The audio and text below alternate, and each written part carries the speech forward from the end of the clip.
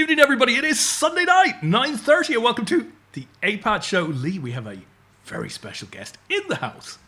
We do. We have the most important guest, and we might have another guest, but the most important guest is the one and only Natalie Bromley. And it's been a long time, Natalie. I don't think we've had you on the show this year. It's been, I missed you guys. Too busy, Leigh. She's too busy. You've been doing a little bit of travelling since the start of the year. Yeah, I need to stay at home for a while. Des said to me, I'll let everybody know. Des messaged me the other week. He said, "Is Natalie gone pro? Is she just playing for a living now?" I said, "Well, I don't think so." She said, "But what about the day job?" I said, "No, she still does all of that as well."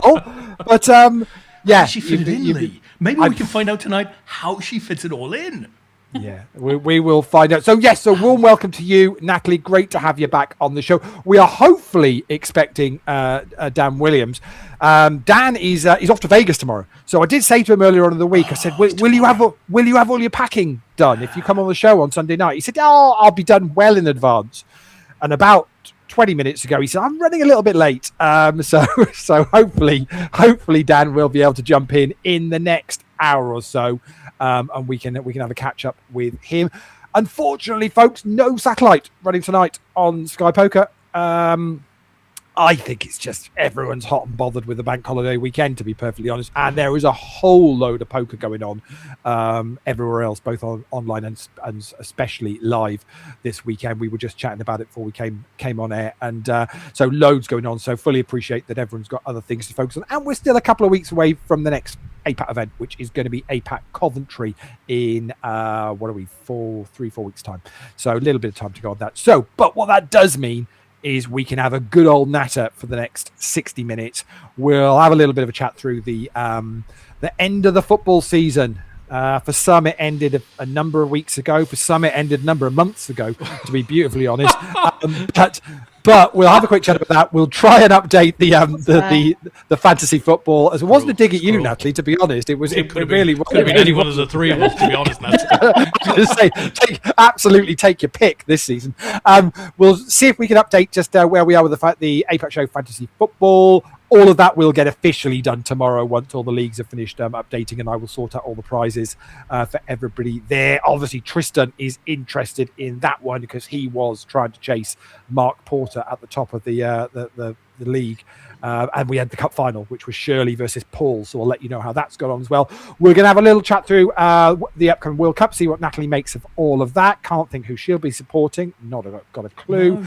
Des and I, pretty impartial about the whole thing, really. Not really bothered. Just hope football's the winner, I think, is where we're really coming from. And we'll update on the World Cup giveaway and try and give you a few hints and tips on some potential good teams that you could select for that may or may not have already been picked. We will see. And we're going to try and see if we can get together an APAT show WSOP fantasy team to enter into Carl and John's competition, which had a massive boost this week. I don't know whether either of you saw this, but a big article on one of the poker sites talking about the main fantasy competition. Yeah, so the one like the 25k one. Yeah. So a whole big thing on that, and then it went and it's created these kind of follow-on event and proper name checks. Carl and John's APAT fantasy WSOP competition and dropped that into this huge big article. Brilliant. Absolute quality. I will confirm who it was that posted it just so I get it right. And something else I need to talk about as well, which I will do in a second. Whilst I was scrolling through scrolling through this whilst I was scrolling through that thing, I saw a post, Mr. Duffy, that you've kept very quiet. What do you mean? The thing I've mentioned in the last two shows that you haven't picked up on? No, exactly. Completely oblivious to what you've been talking about. Evening, Dan, if he's listening. Evening, Dan. Can we cut to the can you cut to my other feed? Your other feed? The other, the shared screen. What's this, Des? Hold on. Look at that there. would you like to explain I have to the viewers? absolutely no exclusive news for you on that one. More will follow. Something I've been working on for a very long time. And that's all you're giving us. That's it. That's it. That's it at the moment. Campaign will start probably, I don't know, in a week or two's time. But I wrote a book. Wow. I've split it into 3. So the first bit will go live at the end of June. And ironically, this is, and here is the irony, I started writing this thing in 2010. And I sent an email to Rich Prue with the first couple of paragraphs, the first couple of chapters. And that was in Feb of 2010. And I think Sean and I started going out very shortly after that. And for 16 years, it's sat in the back burner. And I've gone back to it, on occasion, and kind of built a little bit more into it and stuff like that. But really, over the last 12 months, I've really poured myself into it. It's been super enjoyable to do that. But what I have there is what I think is a really good story, a really good yarn. And got it done. It was painful. Wow. It was painful, but it's done. And the first edition is 167 pages. So it's what we would call a novella. It's not a novel.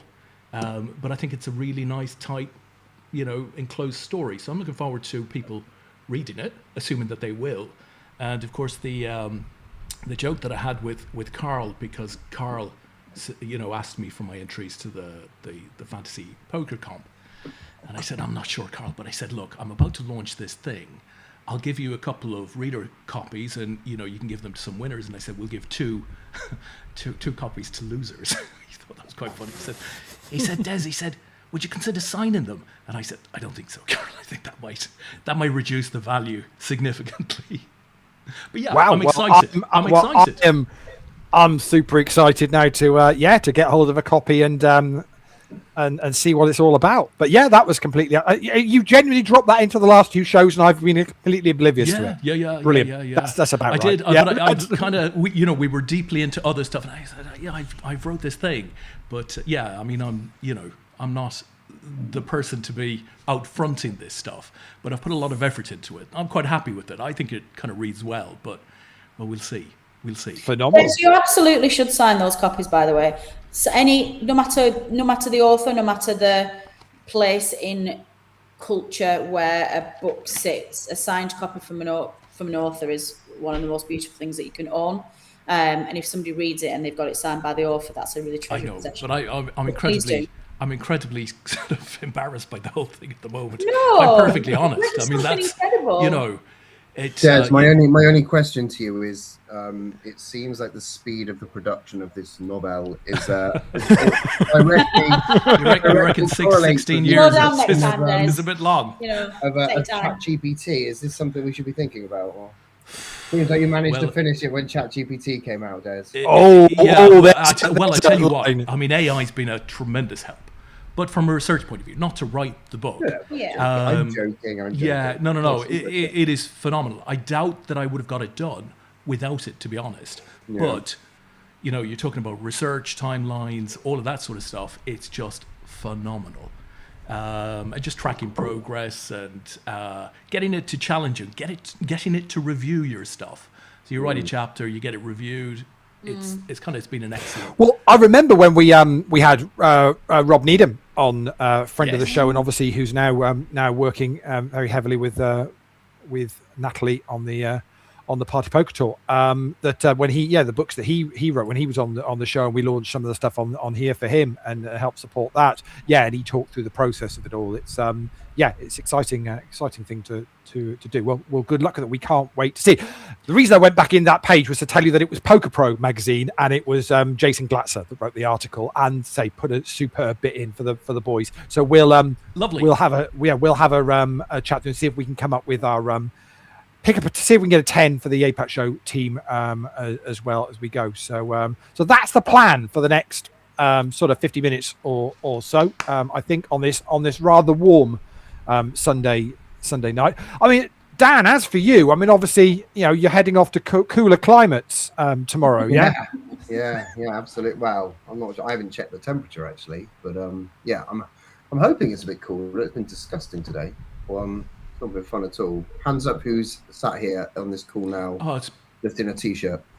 just Natalie. Yeah, no, I can't admit to that. Yeah. Yes, we head out tomorrow. Trying to think what time my flight is now. Obviously, I'm super unorganized. You can see just to the corner here. Oh, are you on a BA or a Virgin flight? BA, so it's okay, it's slightly different. I think the Virgin ones are like 5:30 or 6ish. 5:35 from Heathrow. Not that I've done that flight too many times. Well, there you go then. Yeah, they've changed the return flight though. The return flight now is like 10 o'clock at night. No.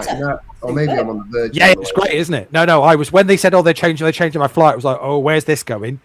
And it was like, 10 o'clock. Oh, no, that works. that's good. Well, yeah, quite happy with that. Certain somebody's trick. My last flight home, when I did the red eye night flight, I think the Virgin one's normally 9 something. And a young lady on this call told me to purchase something nefarious at the.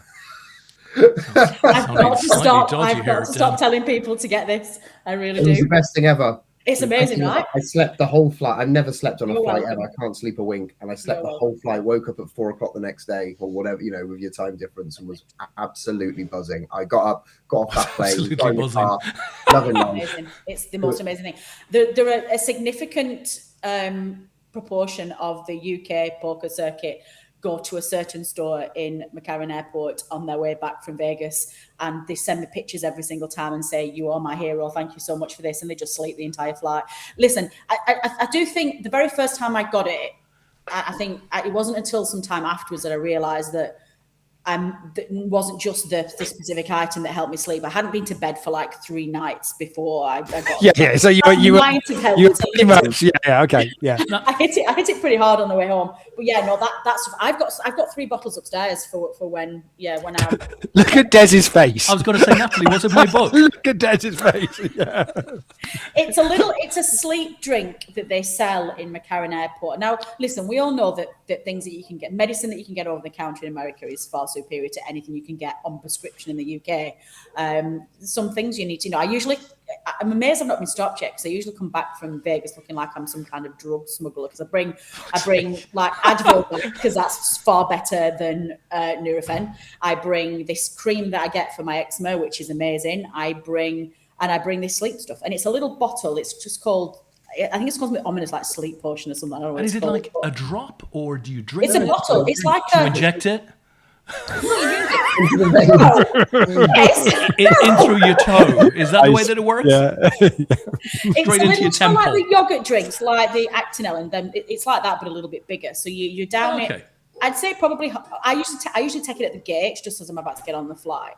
And it's what does it contain? Melanin? Is that what it's in it? Was that what I think? It's like a really strong melanin, drink. Wow. And the very first time I took it, and this is absolutely John Reese's fault. I'd been partying with him for about 3 days straight, and I'd not been to sleep, and he just like nearly broke me in terms of like just. There's way too much detail here, Natalie. No. We're gonna have to cut some of this. As in the casinos and partying and things like that. And I got on the flight, and you know me, I'm terrified of flying, and I got in my seat and I put my water bottle down, and I took my shoes off, put my socks on, got myself all sorted. I don't remember takeoff, and I cry through takeoff. I'm really scared of flying. The first thing I remember of that flight was the ping in my ear and the pilot saying, ladies and gentlemen, we will shortly be starting our descent into London Heathrow. My bottle was still unopened in front of me. I'd missed all meals. I'd not been to the toilet once, and just kind of came round, and the guy next to me was like, oh, hello. And I was like, and just 11 hours straight, I was unconscious. Wow. And then since then, I've been peddling it to all my friends, and it's a lifesaver. It's really, it did exactly the same for me. And I mean, I'm not scared. Amazing, right? I can't sleep. And I normally drive to the airport. So when you come home from Vegas, you gain all the time, and you've not slept, and all of it, it's 4 p.m. the next day, and you've got to get in the car for 2.5, 3 hours. It's never fun, but we battle through. But this, we got up in the air, I took it, I missed all the meals, and I've never missed a meal in my life. Amazing. And it was great. Woke up just as we landed, and off we went. It was beautiful. But does that, just the flip side of that, I'm trying to get this clear in my head, does that throw you then in that you're able to get through the next 12 hours and get a normal sleep. So actually you kind of avoid a bit of the jet lag. Do you get, i.e. the sleep on the plane, does it count? Is it quality sleep? Oh, yeah, really good. That is really good sleep. Yeah. Oh, yeah, so it basically feels like you went to bed at 10 p.m. on one night, and then you just had a massive lie-in and got up, just past lunchtime the next day. Yeah, it's amazing. I'll post a picture after the show. I'll put a picture on my Facebook and Instagram stories, just a snap of it. So anybody who follows me, you'll see a visual of it. And listen, don't come after me if anybody starts pushing me. Sorry, Dan. When are you going to Vegas? It's a little bit up in the air at the moment. There is a possibility that I might skip this year because we're going in September for John's 40th. So, and I'm not loving the idea of being in America at the moment. And the only reason for going would be to go out for Ladies' Week. So I'd be going the day after the Manchester party tour. So what's that, the 23rd? That's the only reason for going, yeah? No, okay. And obviously to spend the week with my dear friend Leigh. All right, yeah. I mean, that's right. Poker-wise, the only poker justification for going. And it's one of those where, it would be great to go out and win the women's bracelet. And it's it's a dream that I would love that. But the reality is that the chances are you won't. Only one person can win it, and it's an expensive chunk of your bankroll to go and play. And so there's a possibility we might be going to Austria instead to play in a European Championships in Austria in a really nice, beautiful resort called, I think it's called Wengen, something like that. It's in the Austrian mountains, and the casino's on the edge of the lake, and all the hotels are around by the lake. And they've got a 2 week. The only place to play in Austria is a place called Wiener Neustadt. And we'd highly recommend staying at the Orange Wings Hotel. If you can get your own container unit. Yeah, it's the only place to stay in Austria, honestly. Whatever fancy pants you're talking about. I'm not convinced. No, trust me, Des has stayed there and he's not convinced. Just outside Vienna, Leigh. Just outside. Just outside Vienna. So, sounds amazing, though, Natalie. I'm sure. Yeah, so I like that. The chances are I probably will end up going to Vegas. It's very hard, no matter how much you don't want to go out to the States. It's very hard to suddenly, think about missing Ladies' Week and missing the WSOP. So ridiculous flights available. I was looking today, and the deals on Virgin Points economy flights were as low as I've ever seen them. It was 30,000. Yeah, it was ridiculous. I can only assume that means they're struggling to fill it. Hotels are the same, actually. I forgot last year to even use my Caesars card, so I logged onto my app a couple of weeks ago and was back down to basic bitch status, and I was like, oh no, this is really bad. And even then, I could get free rooms just paying the tax for like. Yeah, I've not been since for about 3 years, and I've got 2 deals with MGM that's basically comping me for half. I've got 2 lots of 9 nights, and I'm being comped for 4 or 5 of those nights in the Bellagio and in the Cosmopolitan.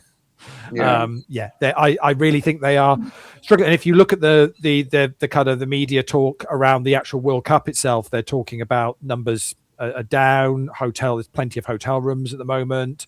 It's sounding like people have been. It also means we should go, right? Because it's never going to be this cheap for ages. I think the flight that I would get out, I looked on it today, I can either get that one for 380 taxes plus 30,000 as a reward flight, 30,000 points return, which is insane.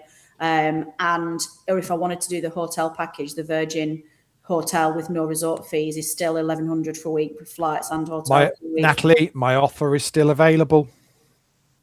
Just get yourself on a plane. That's all you need to do. All you need to do. Yeah, I'm not sure you're not sure you'd invite my house guests, so I think I'll probably. Oh, not if you're bringing people. No, forget it. No, the offer's off. No chance. No, you can sort yourself out in that case. I'll tell you what, it's all too detailed tonight, Dan. There's just some things I don't want to be getting into. That says more about you than me, Des. Well, that's fair enough. I'm happy to take that. Absolutely. But Dan, look, you sold a package. You're going tomorrow. What are you playing? And kind of how excited are you? don't know. I can't remember. I can't remember what I'm paying. I mean, this is the thing about going to Vegas for this type of trip, Dan, right? Which one of the packages are you talking about, Des? Because he sold about 500% of himself. Which one are you talking about? Trying not to win.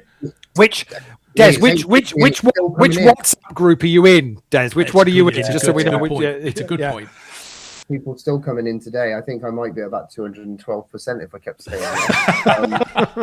Which probably not bad for me, actually. So just ROI is not expected. No, what are we playing? We are playing some stuff at the Orleans. They've got their ring series, a lot of mixed games, so we're playing some there. We will play the employees event because it is the easiest shot of a bracelet. Yeah.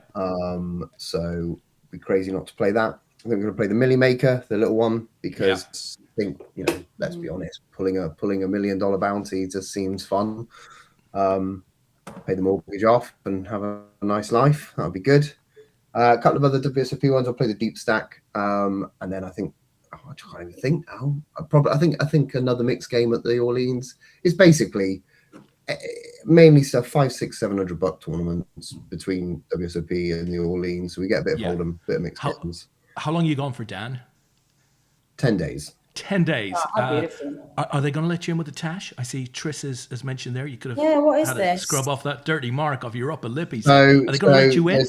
Will 1970s accept you? There's an actual story behind it. It's quite an interesting one. So as some of you may or may not know, I'm currently going through redundancy with Poker News. So I've been pursuing other things that I've done before. So one of them, I don't know if I've told you this, but my daughter's obviously acting, doing a lot of things, and I've managed to get picked up by an agent. So I'm now doing a bit of acting work on the side as well, just kind of going back to my passion of 18, 20 years ago. And I got a role in a horror movie. No way. And in that horror movie, we had to play like a circus type, yardie type character. So very dirty, very messy hair, unshaven, uncouth. And it was for I don't know if you would know this if you're into horror, but Winnie the Pooh and a lot of these other franchises now have horror movies. So excuse me. There's a whole basically what Winnie happened. The shit. Haven't you heard of it? But the licenses lapsed on all of these Disney. Winnie the Pooh has a horror movie? What? 3 now. So does Bambi. So does. So this is the problem. So it's the copyright thing, isn't it? So basically, once those lapse, they're not allowed to renew it again. So basically, all of a sudden, it becomes free. Go for it, Wild West, on what you can do with these characters. Yeah. So that offends me. You can't mess around with Winnie the Pooh. It's like you can't mess around with this Winnie the Pooh. I'll tell you that much. Goldilocks and the 3 chainsaws. Come on, let's go. But so anyway, hence the terrible facial hair and other things. But it'll be gone in the morning. So have you done this thing, or is it ahead, or what? No. So I had to do some bits for it a couple of weeks ago. Yeah. So it's very exciting. Get everybody smashing their goals and their dreams. This is a very wholesome APAT show. It's become very arty for an APAT show, Leigh. I have to say. Let's bring the standard right down, and we should quickly do the chat box. There's been a few posts here. Carl is there as well. Asa is there with his evening. Evening to you, Asa. Tris came in, of course, mentioned Dan's Tash. We've got Simon on the YouTube. Evening. Des in an underground tunnel. I had my fan on here in the background due to the general bake in the south. I've turned that off, so hopefully you can get my audio better now. Steve, Mr. 40 is there. What a great night on Wednesday for Hannah, for Villa. Oh, hats off to Villa, folks. What did we think? Villa scoring some marvellous goals while winning the UEFA Cup on, I'll still call it the UEFA Cup, on Wednesday. What did you think, guys? Natalie, Villa, what did you think? Yeah, I mean, I think Emery's a fantastic manager anyway, and I'm really pleased that that's come full circle for them, and that investment has proved to be lucrative. I think the more that you can get English clubs succeeding in Europe, like, can you imagine if we get a winner of all 3 trophies this year? Like, that would just It's on. It is on. Absolutely on. Yeah. And it's just a real, I think especially when it's clubs that aren't in the powerful six. No offense to you two being fans of those powerful six, but it's much, football in the UK is going through a really jaded spell at the moment. I think there's a lot of people bored with it. There's a lot of people disengaged with it. VAR has killed it as a live spectator game. And when you see this season, you see the fringe teams doing well in Europe, getting themselves into Europe. It just gives everybody that lift again, and it just reignites the idea that football can be for everybody, not just whoever the people in Stockley Park decide is going to be there this season. So it's a magnificent thing. And I'll tell you what, Man City and Liverpool let me down today, big style, because we were on for Bournemouth getting in the Champions League. Right, and all that needed to happen was for City to put a proper team out and beat Villa, who was still partying from Wednesday night, and Liverpool to properly go out there to celebrate Salah and Robertson leaving and do over Brentford. And Bournemouth would have been in the Champions League by this time. How ridiculous is Bournemouth that? Get the result in the end? Did they win? They drew, which was enough because they just needed to better Brighton's result. And to be honest, we turned up at Brighton, which was an incredible one. So, I mean, but as you say, Natalie, there's some crazy situations. I mean, Brentford just missed out on Europe. Obviously, the big winners today were Sunderland, who by beating Chelsea. So somebody tell me this. Dan, you're good at this kind of stuff. When was the last time a team qualified for Europe from the English league with a negative goal difference? God. Has it ever happened? How about this, Leigh? Take it a bit. When was the last time a promoted club qualified for Europe by beating the world club champions in the last game of the season? Well, I can't do the last bit, but I know it has happened, I think, 3 times. Ipswich have done it, Newcastle have done it, and I can't think who the third one was. But it's happened only about 3 or 4 times that the promoted club has then gone on and got Europe the following season. It's a phenomenal performance, but there could have been so many in there. Fulham just missed out. Everton just missed out. Brentford just missed out. They were all in the shout for some sort of European competition. They've had such a very consistent season, and they really were within a foot of and a clear header at a time of actually qualifying for Europe. Wow. What's our take on Arsenal winning the title? Best team throughout the season? Deserved winners? Probably. I have nothing positive to say about that entire situation. But they've got, 85 points, which, so painful. Yeah, a bit painful, but you kind of have to doff your cap to them, because at the end of the day, they have done it, and they've done it with a lot of eyes on, and at the end of the day, you can do no more than that. So they are the champions. Has the media been a bit harsh on them, Dan? I don't care about Arsenal. What I can say is I have Googled your other question, and there's a couple of times it's happened. So let me lend back to that quickly. Wigan, obviously, when they won the FA Cup that year. Oh, yeah, of course. But that's not via the league then. So Norwich, so the first year of the Premier League, when Norwich came third, they had a goal difference of -4. What? Norwich came third in the Premier League and had a negative goal difference. Yeah, that was the first season of the Premier League. Do you not remember Jeremy Goss against? I think he scored against Bayern Munich or somebody. Oh yes, he did. Yeah. And then Everton in 04-05 had a -1 goal difference. So Sunderland's, I think, is -6. I think. Oh wow. Well, I mean, to be fair, Wigan's was -26 because they. I think. But you can. I suppose you can qualify for Europe. Yeah, via a cup competition. That's an interesting one. But I think Arsenal. In what's been a feels like it's not been the highest of quality season. I think probably were the best team, even if it wasn't the most interesting one to see. I think from United's point of view, we finished third, having finished 16th, and I can't complain with that. And it's a great season for United, and it's going to be a massive change for next year, with obviously the announcement that Pep is departing the scene. Oh, thank God! That guy is absolutely destroyed.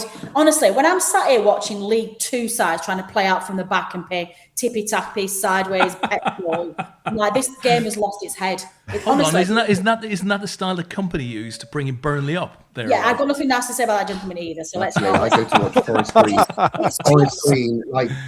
Listen, horrendous what he's done to football. I'm looking forward to a new wave of managers where the pressure to just play pet ball is off and we can actually get back to playing dynamic football. And I'm looking forward to teams surprising other teams. Like, I'm looking forward to seeing managers who've got new ideas and a new way of playing things and taking the league by surprise and actually getting back to playing football that's enjoyable to watch. But do you worry that Arteta has won it basically playing sort of, win by one goal and keep it tight at the back? I mean, their defensive record is just phenomenal and being really strong at set pieces. You've got to hope that everybody doesn't start trying to copy that and go, well, that's the way for. Well, United's first goal today was from a corner, but what was incredible about it was not one single player was on the goalkeeper. Dorgu scored from the edge of the 6-yard box, coming in as a header. There was nobody in the 6, and I remember when they replayed it back, I was like, "Wow, that's really unusual." Normally, everyone's piled in. There was nobody anywhere near the goalkeeper, and he just had a clear header and scored. And I thought makes a nice change. That, to be honest.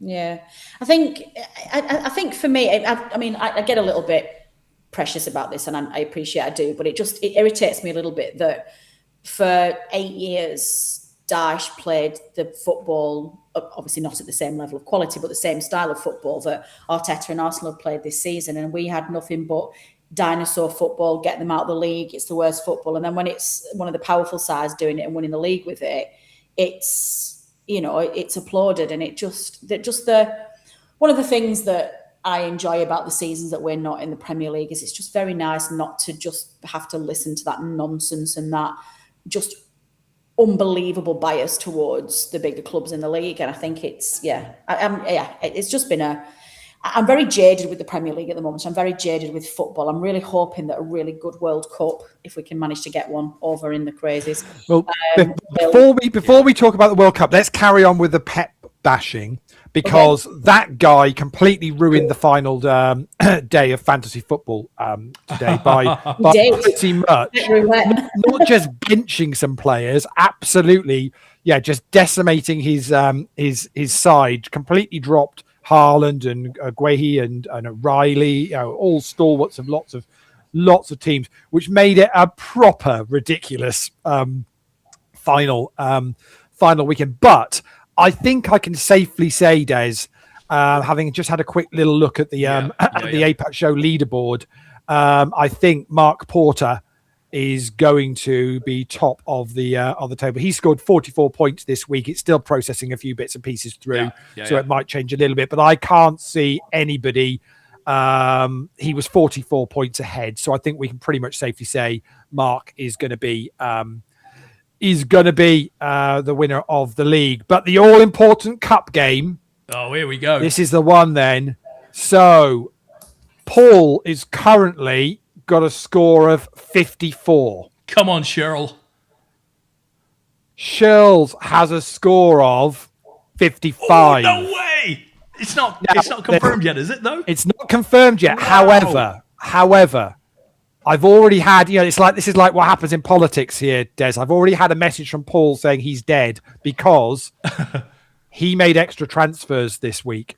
Minus 8 points to come. So he's already conceded and pretty much said Shirley is going to take down the cup.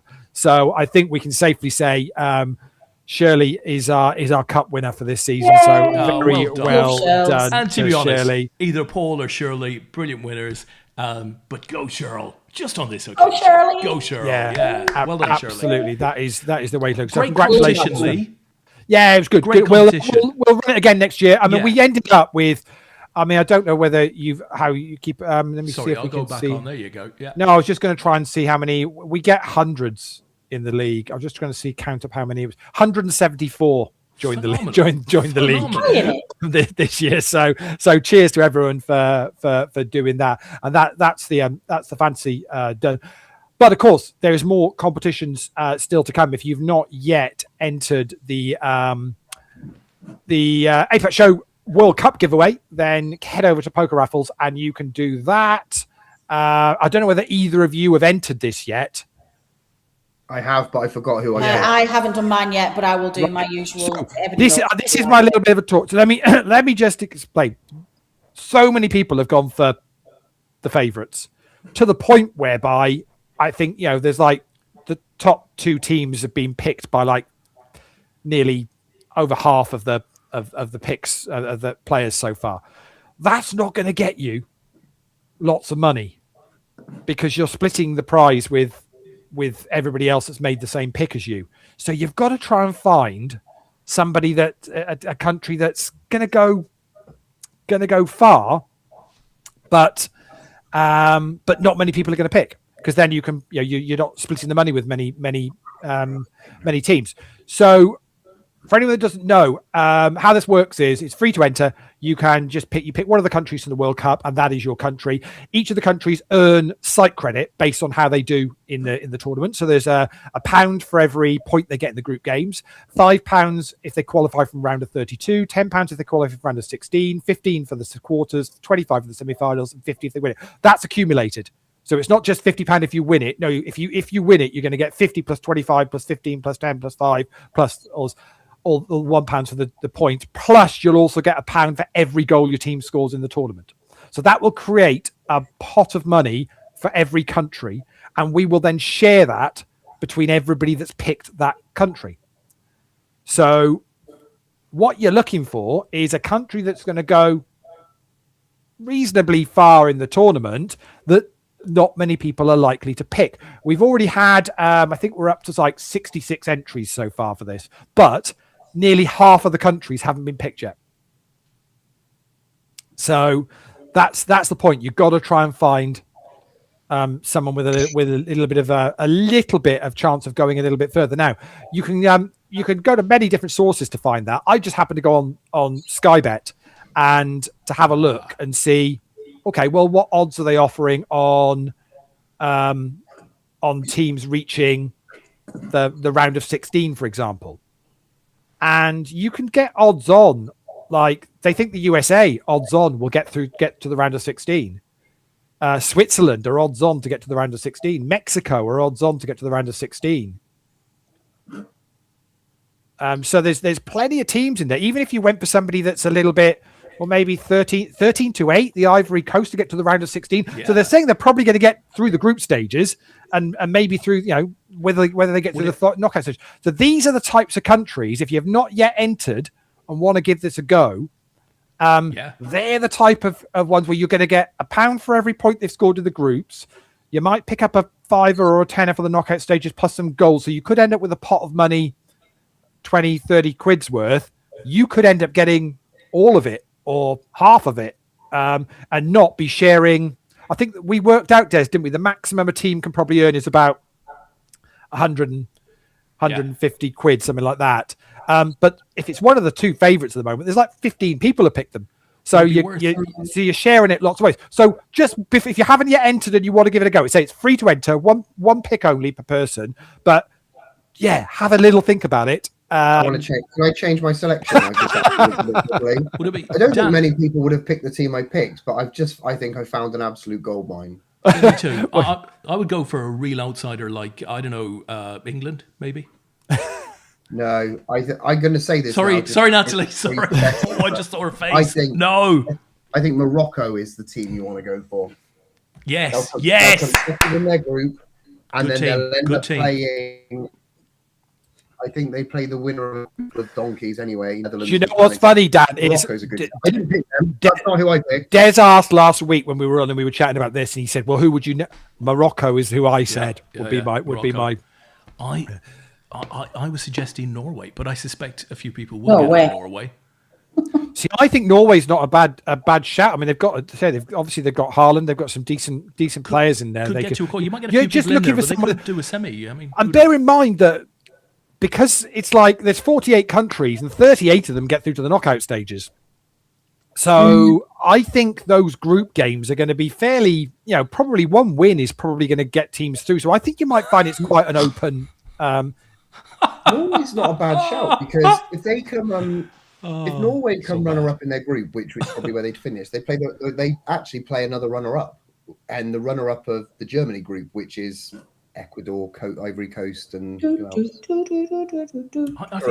let's not forget that. Was it Norway that schooled Spain in the qualifiers? I mean, Norway should be in the discussion for this World Cup. Temperature. I don't know if temperature is going to be a thing, because unless a lot of those players are playing in Spain or whatever, it's going to get pretty darn hot in the States, I'd have thought. Let's ask the two England fans on the show. Squad got announced on Friday. Well, technically Thursday if you were on Harry Maguire's Twitter, but it was officially announced on Friday morning. Happy with the selections? Anybody that you wish was on the plane and isn't? Anybody that's on the plane you'd rather was carrying the water bottles?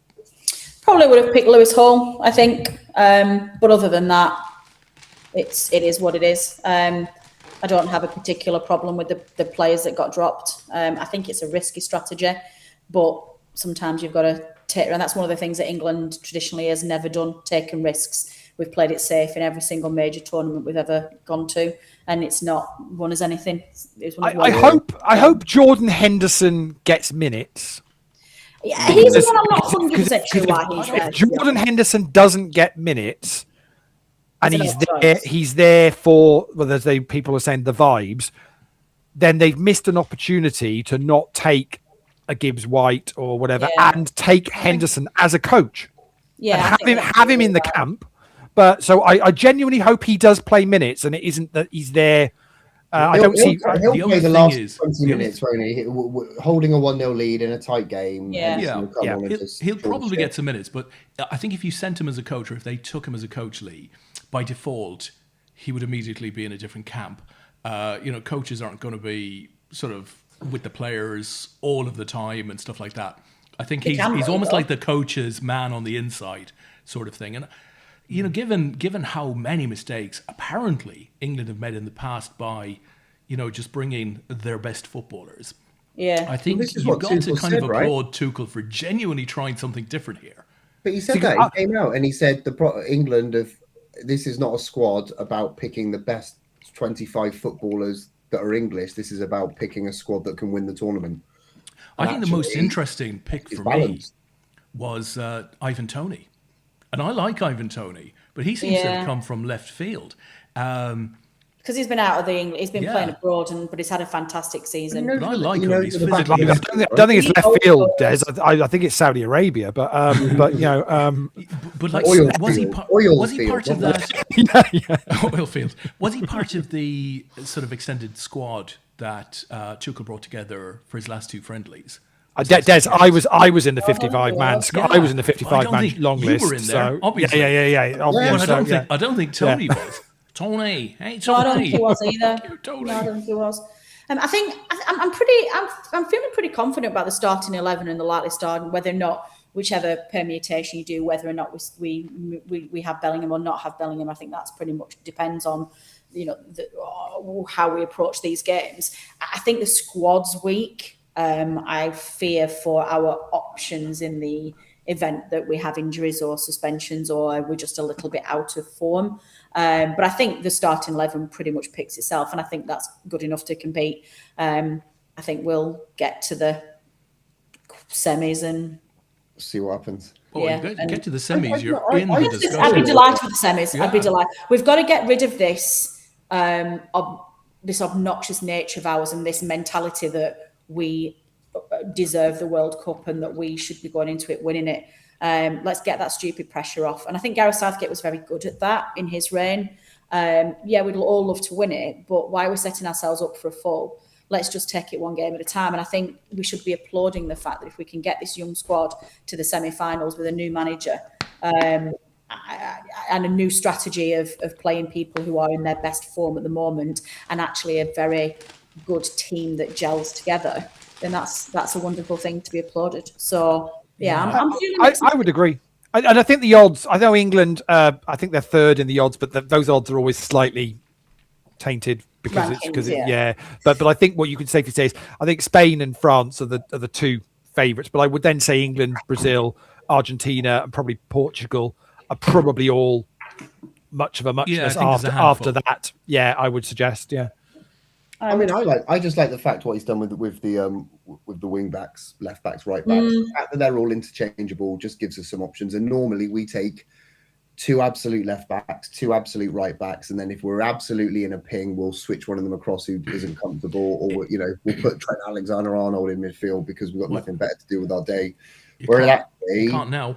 Well, no, you can't now. No, but isn't it amazing that he didn't bring Trent? So I suppose he's shown his strength of character by not bringing Trent, because of course, everybody thinks, rightly so, what a brilliant passer Trent is, but he was never a highest quality right back, and he clearly didn't show that he has the absolute quality to play in midfield either.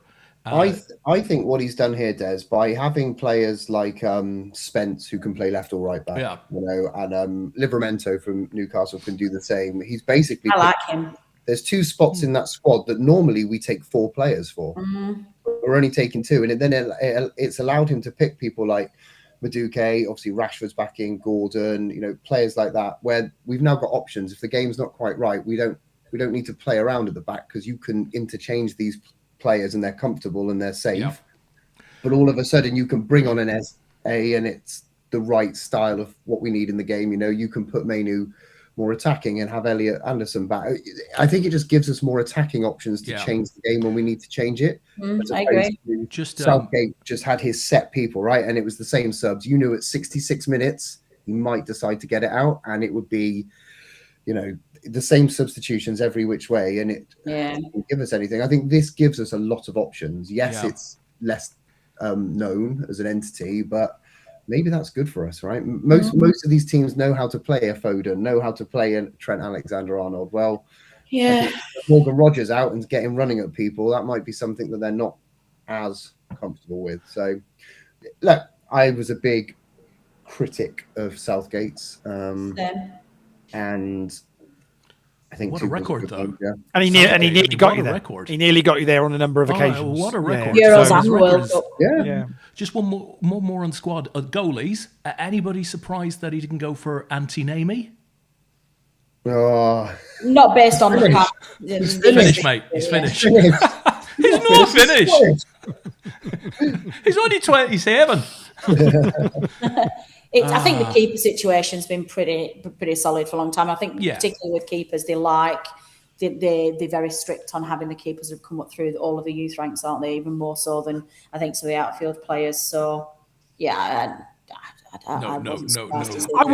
was disappointed. I don't know what was going on with Maguire on Thursday night. They obviously got told the day before, but it's really out of character for him actually to why he decided he needed to go out in public. I can only assume it got leaked to other media and he got approached about it, and instead of just going, "Don't know what you're talking about, mate, find out tomorrow," he decided to offer his disappointment. But it's very out of character for him. But I don't think he did himself any favors by. He should have just gone, wait till tomorrow and find out. But it got leaked because it wasn't just his. He's the only one that responded, but it got leaked about 3 or 4 of the players, Foden and Palmer not being in, was leaked as well. So a bit of a show. But I don't know how that doesn't happen, because obviously, the minute you start announcing to was it somebody in one of the articles I read that it might be in the Brazil team from a couple of World Cups ago. He didn't tell them, and they sat on a sofa and announced the squad, and the squad were watching to find out whether they were in the same time everybody else found out. It was the Neymar shows. Maybe that's not a bad way of doing it, because there's just there's no issue with it. Then it's like we'll all find out at the same time with you. It's a bit like the draft, isn't it? The NFL draft, where they're all in a room and basically they all find out when they're going to get picked. When we all find out when they're going to get picked. There's no pre-discussion. They might have their hopes and ambitions of where they're going to go and which which team they're going to get selected for. But ultimately, if they don't get picked in the first draft when they think they're going to, you only have to put the camera on them to see how pretty pissed off they are about that's not gone how they thought it was going to. It's a great night's entertainment, months, isn't it? When the kids they put the cap on of the team that they've decided they're getting traded by or whatever, and the parents are going absolutely batshit because they don't want them to go to Arizona, they want them to stay wherever. I think it's great. And it was this one, wasn't it? It was it was João Pedro, wasn't it? Yeah. The family were all we're all there. Yeah, just and literally had all the family there filming, and then found out wasn't being picked. Pretty. It's like those brutal. Ryder Cup videos on that golf documentary every season on Netflix. A couple of things from the chat box, folks. First of all, Simon, going back to Vegas, got 60,000 points. Been 9 years since I've been there. He's sitting at 60,000 points. It's probably they'll have gone up. First-class flights inflation. They're going to be worth a fortune by now. Absolutely. Just travel, my man. Just travel. What's he got 60,000 points with? That I'm curious to know. Don't ask. Yeah. He only uses those for sleep ointment. Asa says it's not. I'm just wondering whether it's not sapphires, is it, or somewhere like that. He's not got the points. Yeah, he's got 60,000 Dimonte points. Yeah. Asa says most points deserve the league. Yeah, Arsenal. Yeah, can't argue with absolutely. that. Steve says, and we have to say this. Plus, me and Mrs. Well, I was going to say, yeah. You call that, yeah. 24 years. What a lucky lady. Indeed, and happy what a lucky anniversary, man you are, Steve. I'm sure. Happy anniversary. Happy anniversary. Yeah. What else do we have here? Carl says, Thinbrag won the Super 6 League after dominating all season. Sorry, Wayne. Nice one, Well done, Carl. That's not easy to Played, do sir. because predicting results is a tough one. Saw. Simon goes on to say, I do like, so we're back to Tuchel, that he's taking 4 youngsters who will be involved in future World Cups as training support. Brazil did something similar. Yeah. Yeah, me too. And he's got his extended contract now, hasn't he, Tuchel? So, yeah, I think he's done a fine job. Is that Alex Scott one of those? Isn't it? Yeah, not Football Focus Alex Scott. The Bournemouth's Alex Scott. I haven't watched Football Focus for ages, and I tuned in today just because it was the last ever one, and I just thought, well, I'll just tune in and see it. They're quite emotional, actually. Went down memory lane with it. I'll bet. And it was quite an emotional one to watch, actually. Very sad time. But as Alex Scott said on that show, times they change, and football discussion is now taking place in different areas and different places, and you kind of just have to go with the flow of what's happening now, and tuning in a Saturday lunchtime for 45 minutes worth of football chat for the day is no longer really not relevant, but it's just times change. And unfortunately, they're up against almost far bigger properties online now, which is ultimately with all the watch longs and all that. Yeah. The last one I have here, I believe, is Asa saying, Natalie, we have us another Omaha seat. The cash equivalent plus. Anyway, well done. So that's going to be he's going to be talking about Party Poker Tour Manchester. Correct. He's going to be all of the tickets for all of the events. He's going to be talking about for me, please. Yes, because Asa asked if I would send him an updated hoodie because he's going to represent when he's at that event. So that'll be cool. Very nice. And so talking about Bristol City legend. Legend Alex Scott. Yeah, I'd have him at United next season. I seriously would if Bournemouth that feels like a good move all round, doesn't it? I think he would fit into one of our many midfield slots we're going to require for next season. I'd absolutely take him definitely for next year. And I believe Simon will probably know. I'm going to assume Bristol City. I think he went Bristol City to Bournemouth, so I'm assuming there's a sell-on clause. So Bristol City might well do quite well out of it if that was the case. I can only imagine he will progress on and would slot in quite well alongside Mainoo. So I think perhaps. Leigh, do we want to do a pick each for the World Cup, and then we can move on to it's just a chat of just a recommendation of who you go. I mean, Dan's already mentioned Morocco. You mentioned Norway. Natalie still obviously got to enter. She might not want to give too much away about who she's going to actually go for as a World Cup. Whether she will just go all out. I'm just going to pick England because that's the only team I could possibly follow. But have you got a team to watch that you think might be a sneaky, under the radar? Go pretty deep. Not necessarily win it, but just go a bit further than people might think. Let me consult my Bible. Oh, we're going to the almanac. Is that a panini? Go to the almanac. Oh, we're on it. They've lost the rights, haven't they? It's the last ever one. No, they've got one more after this, 2030, and then they lose it. 2030, and then they've lost. Okay, so they've got one more after that. Yeah, okay. I was looking at this before, and I was quite childishly sticking my little sticker men in my book because I'm clearly still a toddler. And I did. The reason I'm looking is I did look at something. And I did think, there might be a. Who was it I was looking at? They still do the foil stickers. The shinies, they do. Yeah. Shinies, love a good shiny. I'm not sure, to be honest. I'm not entirely sure that it's going to be a World Cup of some breakout side that's going to do. But I think maybe Uruguay might be one to watch. Yeah. I saw them. I was lucky enough when I was in Vegas. Was it 2 years ago, Leigh? It might have been. Yeah, it must have been. It wasn't. For the they were in the Copa they had America the final. Copa, Brazil had inexplicably come second in their group, so rather than being in the final, it ended up being a Uruguay and Brazil semi-final, and the stadium was empty at the race. What I would say in Uruguay's benefit is Ugarte is very well rested. So he is going to be in fine form for this World Cup, because weirdly he can't get into our team this season, but I'm pretty sure he will be a starter for Uruguay, which was ridiculous. But yeah, does anyone? I think that's going to be my pick. I'm going to say keep an eye on them. I thought they were impressive. I thought they played Brazil off the park, and. Let's see who their manager is. Yeah, Bielsa's their manager. I thought it still wasn't, whether it left or not. So when I watched them, Bielsa was in charge. And when I was watching the game, I was like, this is really, really impressive football. And when I realised it was Bielsa in charge, I was like, well, that makes sense. Yeah. So yeah, that's my tip. I think they may go far. Cool. Does anyone have a type of form guide on Mexico as one of the host nations and an experienced international football league and everything? That's got to be worth something, being a host nation. Yeah, they've not really performed that well. It's one of those, like Mexico's one of those sides that seem to be like the 90s era, right? And around Italian 90, doesn't it? And in modern football, they've kind of fallen off the curve a little bit. Well, the bookies have got them odds on to make the round of 16.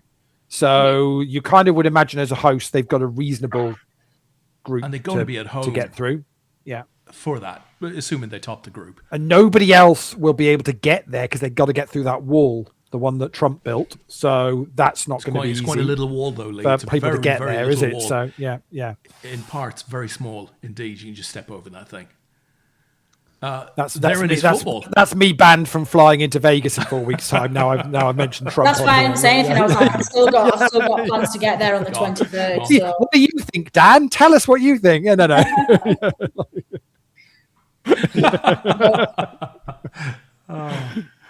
Dan, so you won't. No, is this your only trip this next 10 days? You're not going back again later in the summer? No, okay. One and done for me. Just Leigh then, that I'll be going out to see.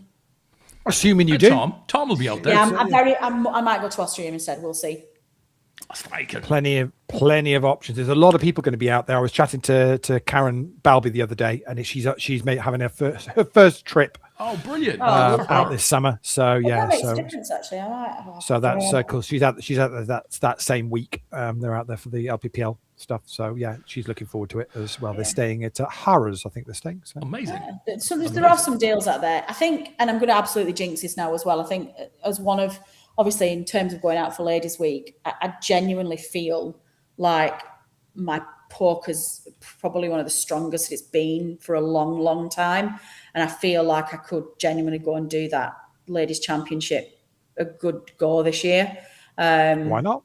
Yeah, but it's going all the way to America for one flagship tournament, and then whereas I could go to Austria and play several, and it's 2 hours away on a £35 flight. So I don't. Yeah. It's funny. I think people are looking at that as it's interesting when we've been chatting the last few weeks about the amount of poker that's in the UK at the moment. Yeah. And you only have to look at the numbers to see that you take this weekend, for example. So the GUKPT's on at Luton, which has got a 250,000 guarantee, 1,250 buy-in, it overlaid by about 40 grand, 200,000 guarantee at Dust Till Dawn, £120 buy-in, and they've hit their guarantee. Yeah. People seem a lot more looking to get a bit more bang for their buck, and we're quite quite happy to pay more of a reg fee for more bullets, but to feel like they've had more play, should we say, in the tournaments that they're playing, of trying to build a stack. They're less bothered about playing the bigger stuff as a one-off and going, well, if I run kings into aces and I'm out of that tournament, that's me done. And they'd rather go, well, I'd rather have 3, 4, 5, 6 bullets at something a bit smaller, and not as bothered about the big top prizes, which are going to get.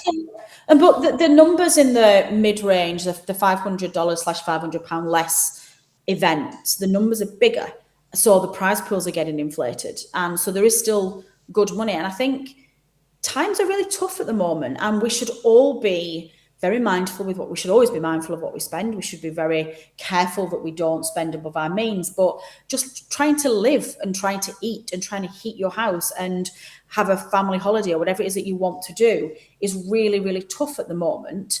And I'm looking for to carry on playing. I'm looking for as much exposure to live poker as I can get. And that to me is multiple 150, 300 level tournaments, because that ultimately improves my game and gives me a better chance of, improves my skill edge. And yeah, so I suspect that that's where I'm going to head this year. I suspect I'll end up in Austria. And listen, I'm very, very, very lucky in that I get to play a significant amount of poker. I feel like I'm forever on the road at the moment. That's what Des says.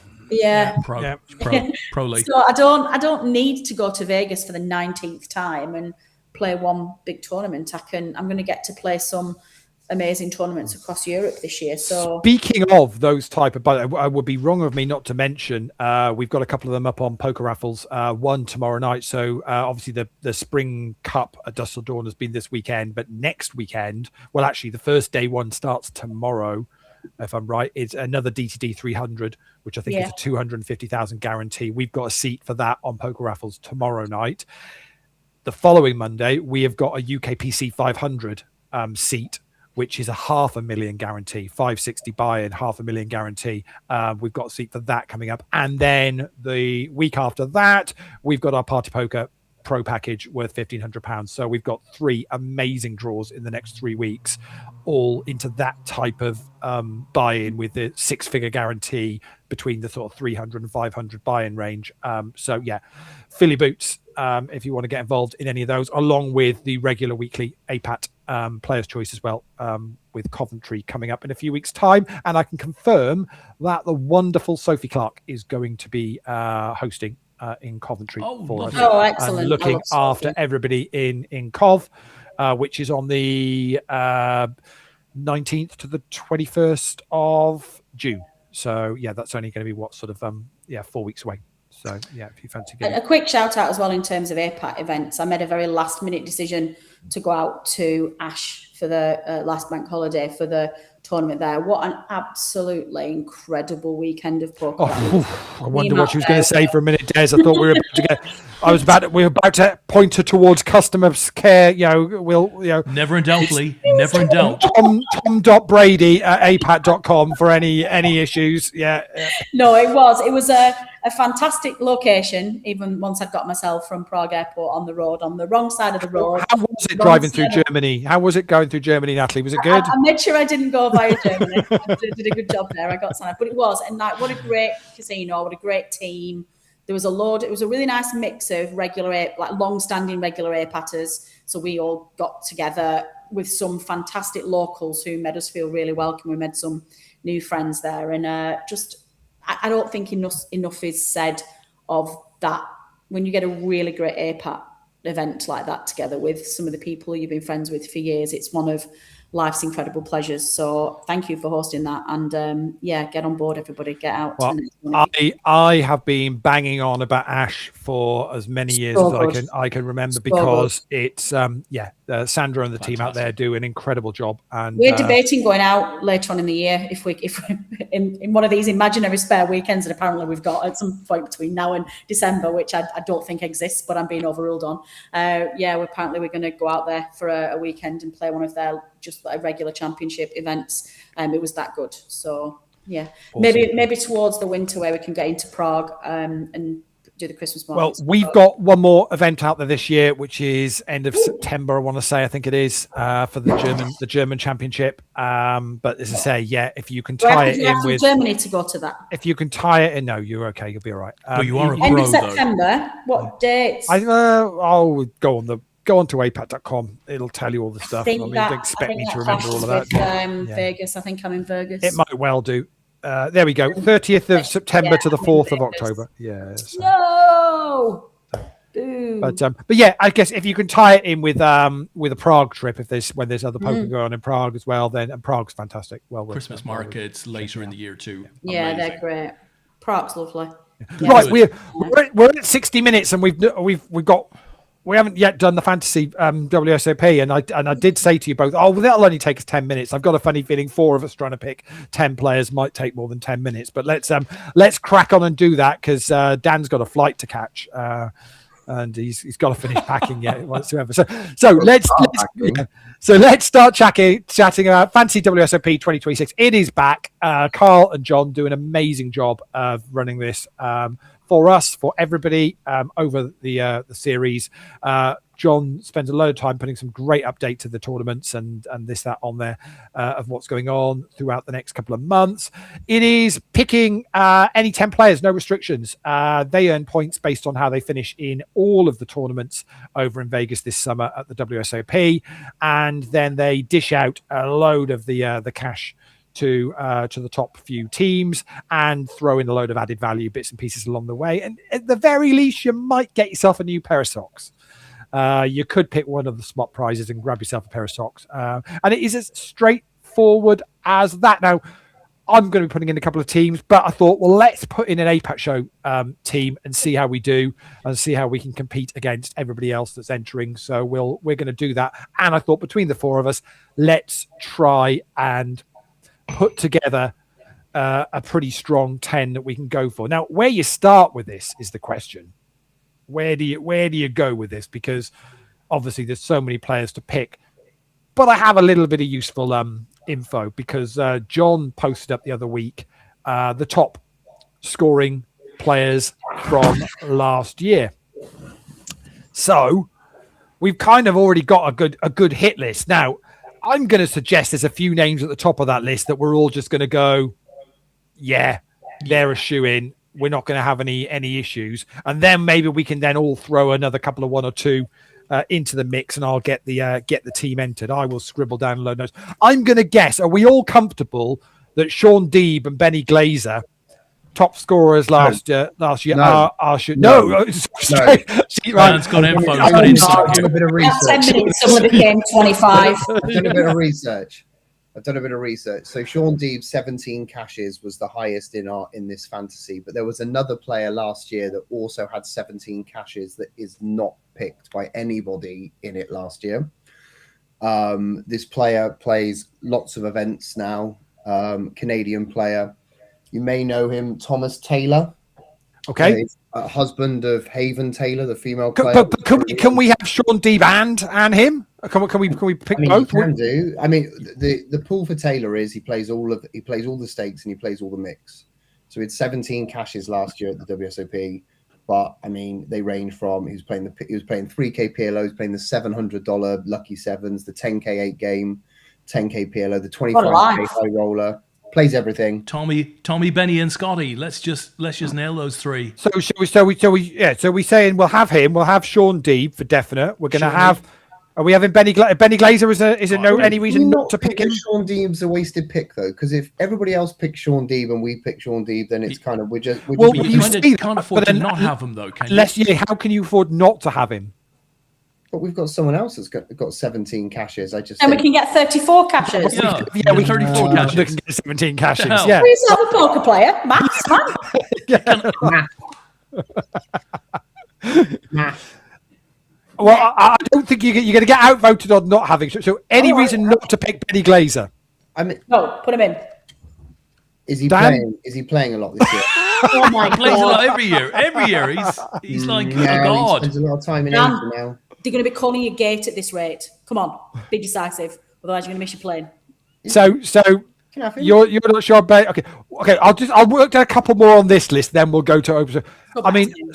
Scott Bowman. I don't know a huge amount Hold about him, but Dan, anything on Scott Bowman, who was third on that list from last year?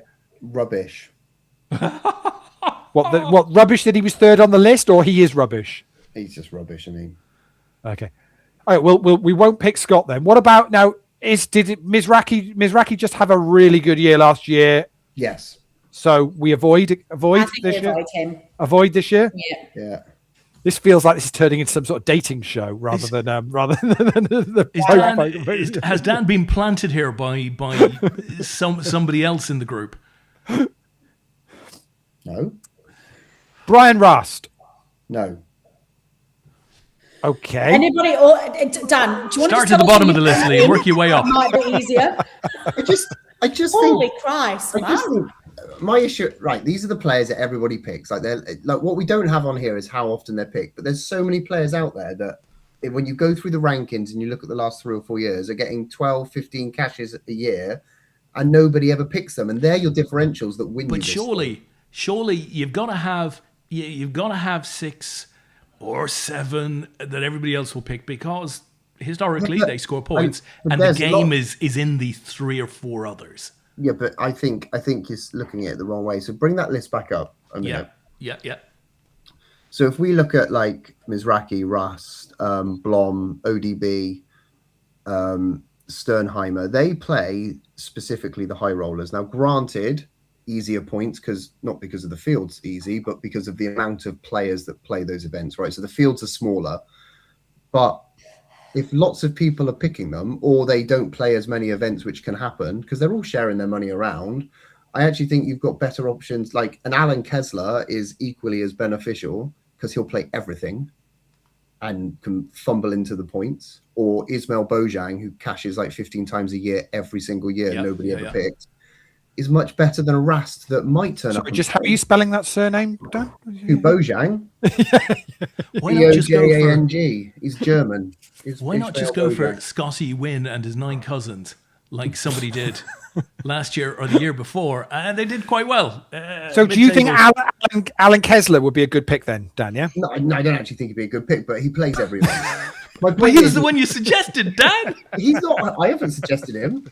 You just Roll did. back the tape. Roll back the tape. No. I said he would be a better pick than Rast, who may only play 2 or 3 events this year. Okay, that's fair enough. But when you say Rast might only play 2 or 3 events, he won 1 last year, final table 2, and cashed in 14. So it doesn't. But look but you have to look at the year. Yeah, that was last year, Leigh. It's like Mercier. Like Natasha Mercier turned up at Paradise and final tabled it, did amazingly, but she hasn't turned up to. I think she played 2 in Vegas, 2 events all season. So you've got to pick people that are going to rock and play the whole schedule. That gives you the biggest edge. Is Jerry Yang on the list, Leigh? Not Jerry Yang. Hey, I love Jerry Yang. I'm all in. I'm all in. But yeah, I mean, you just have to do a bit. You look through the all-time caches list. There's a guy in 5th here whose name I can't pronounce. Yu Zhu. He's a American Chinese. But the all-time caches list of what, WSOP? WSOP. Beautiful. He's just checking I'm not a bot. Blow that up a bit, Leigh. No, not money. Number of caches. Oh, number of caches. Hang on a minute. Yeah, have a look at the guy in 5th. Oh, after Roland. Yeah, look at this guy. Look. He went to Prague, cashed 5 times. WSOP. He looks a good player. Looks a good player. And have a look at his WSOP last year. There you go. Boom, oh, boom, wow. boom, boom, boom, boom. Who's picking this guy? Nobody's heard of him. Are we picking him? Are we picking him? Are we picking him? I think he's in, Leigh. Is he in? He's in. If we can spell the name, he's in. You can spell the name. Can we make up a short handle for him? It's just Yakwizu, isn't it? Yeah. Yeah, that's what I said. We're going to go Yakwizu. Anybody else on this list then? We've switched lists now because Dan's got the yak. Right. Okay. Let's just bring that one back up again. There's the top two on this then. Negranu and Helmuth. Do we want to go near either of those? No, D-Negs lost about 2 million last year, didn't he? I mean, but how much he loses is irrelevant for this. He did. I mean, if he's losing 2 million, I'm not sure how many cashes he had last year. Well, hang on a minute. I'll tell you exactly how many cashes he had. Because he's got to be on this list somewhere. There he is, 49 points. So he was in the top 12 of points for last year. But we saying we avoid, even though he's going to play the whole series. I mean, of all the people on that list, him and Deeb are probably the two that I'd say if you're going to pick popular ones, they're the two I think are the best picks. But yeah, does Roland Israel Ashvili still play? I don't know. He's getting on a bit now, isn't he? This is a disaster. This is a disaster, folks. Absolute disaster. No, we're doing all right here. I've got like 6 on the. I mean, I feel like we've got 6 already agreed. We're just finalising the last few here. Have we? I don't think he had a particularly good summer last year because he did play the $400 deuce to 7 triple draw at the Nugget, and then he did final table the Gladiator for 100K, but that was a $300 buy-in. So was he wearing lycra or he wasn't doing very well? Oh no. But yeah. Okay, so I've got 6 on the list. So does anybody else want to put forward any others to fill these last? Kristen Foxton on there, please. Just because I would quite like to have a female on the list. Yeah, she deserves a place on the list. I thought we only had the yak based on Dan's disqualification barriers. We veto Dan's vetoes. I've got Thomas Taylor, Deeb, Glazer, Ishmael Bojang, Alan Kessler, because Dan mentioned him. No, get him off the list. I'd rather you put Des Duffy on than him. To be honest, Des is not playing the full series. Just be aware. Yeah, he's got a book to publish. Exactly. I haven't got time for poker. I haven't got time for poker. And go and hand it out at the tables. If you want, you can put my pick on if you want. So I've got a couple of Brits here. Brandon Shields. I knew he was going to mention Brandon Shields. Do I win a prize? I love a Brandon. But you won't have predicted this one, though. I swear Des is like the what? Will Kassouf, let's get him on there. No, Okay. He's not going to cash. He might cash one. No. Seriously. Is he not still banned? Des runs the Brandon Shields fan club. Did you know that? You've got to give him credit, Leigh. He's not the worst shout. And he's a decent shout. Because I think he'll play a few tourneys. He's one Brit female to keep an eye out on because she's playing the entire series is Sinead Davenport. Is she playing the entire series? Really? She was on my list. Yeah, she's going the entire series. And she's good. She's good. She's playing everything. She's playing everything. And because I know last year she played a lot off-site. She played for the whole summer, but she played a lot off-site. That's true. But from what I understand, they've got a pretty decent. I don't want her doing a pep on us. That's all. If we pick her, she's then got to not mess about with her tournament selection. She put her package up. Hang on, let me have a look at her package. The chat is throwing a couple of names. Patrick Leonard from Side. I quite like. Now he's got his patch approved. I'm quite liking that. We'll play the mix as well as No Limit Hold'em.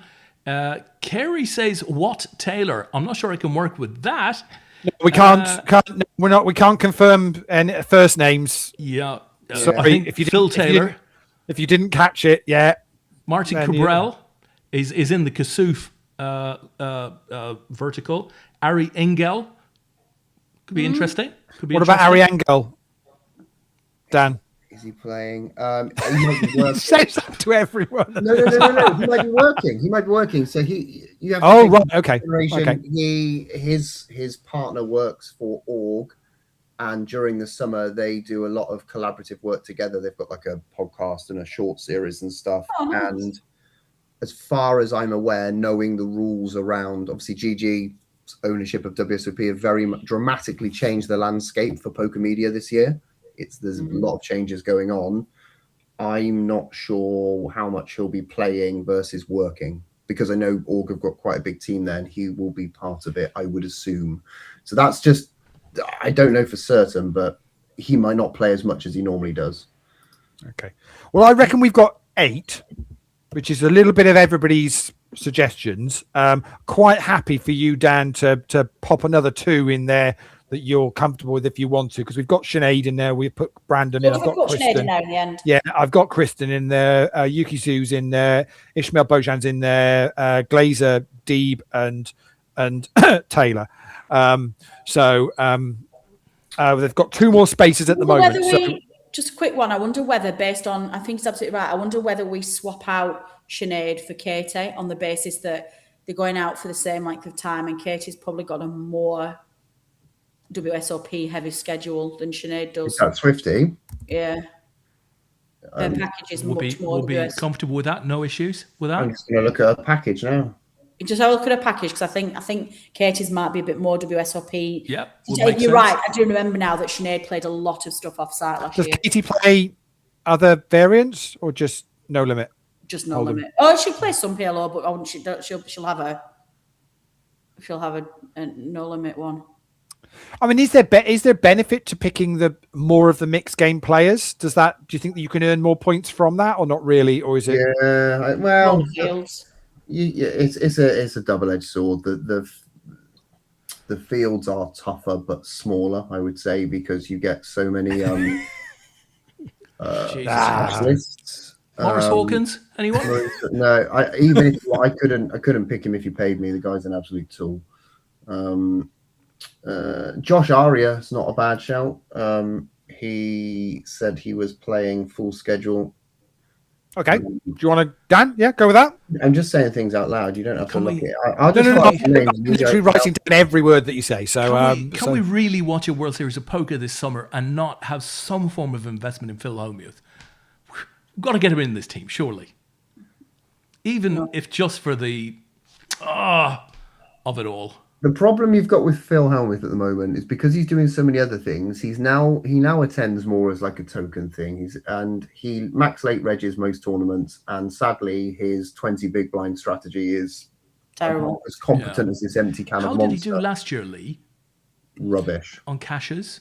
Let's have a look. He made this list, but he had 1 final table and 11 caches, so he picked up 25 points. Okay.